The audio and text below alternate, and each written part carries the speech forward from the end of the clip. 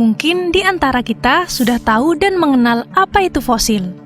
Iya, saat ini kita bisa menemukan berbagai fosil di museum. Fosil sendiri termasuk benda-benda kuno yang berasal dari masa lampau. Biasanya, fosil merupakan jejak dari makhluk hidup, seperti binatang maupun tumbuhan yang berasal dari ribuan hingga jutaan tahun yang lalu.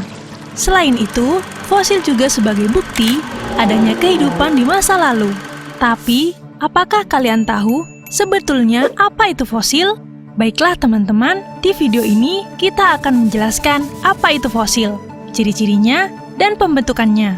Mengutip dari Kamus Besar Bahasa Indonesia atau KBBI, fosil adalah sisa tulang belulang binatang atau sisa tumbuhan zaman purba yang telah membatu dan tertanam di bawah lapisan tanah.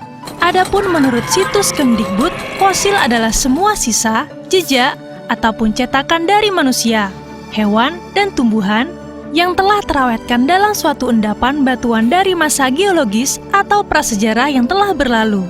Fosil sendiri terawetkan secara alami oleh alam dan bisa memberikan gambaran bagaimana kehidupan di bumi pada masa itu.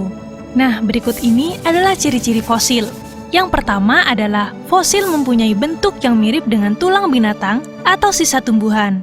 Yang kedua, ukuran fosil lebih berat daripada tulang. Karena selama fosilisasi atau proses pembentukan fosil, terjadi pergantian senyawa organik di dalam tulang dengan mineral-mineral di sekitar tempat pengendapannya. Yang ketiga, warna fosil lebih gelap dari tulang atau tumbuhan segar karena telah mengalami proses fosilisasi yang panjang. Dan yang terakhir, fosil yang terendapkan di lingkungan sungai, umumnya berwarna hitam dan sangat keras. Lalu, bagaimana fosil-fosil ini bisa terbentuk? Oke. Proses pembentukan fosil sendiri disebut fosilisasi. Proses ini memakan waktu mulai dari ribuan hingga jutaan tahun. Nah, tahap-tahap pembentukan fosil sendiri terdiri dari 4 tahapan. Pertama, ada penggantian atau replacement yang dilakukan pada bagian yang keras dari organisme seperti cangkang. Cangkang yang semula terdiri dari kalsium karbonat atau CaCO3 digantikan oleh silika. Yang kedua ada petrifaction. Bagian lunak dari batang tumbuhan diganti oleh presipitasi mineral yang terlarut dalam air sedimen. Yang ketiga ada karbonisasi. Daun atau mineral tumbuhan yang jatuh ke rawa terhindari dari oksidasi dan diubah menjadi cetakan karbon tanpa mengubah bentuk asalnya.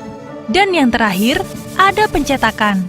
Saat diagenesa, sisa binatang atau tumbuhan terlarut sehingga terjadilah rongga seperti cetakan atau mold yang bentuk dan besarnya sama dengan benda aslinya.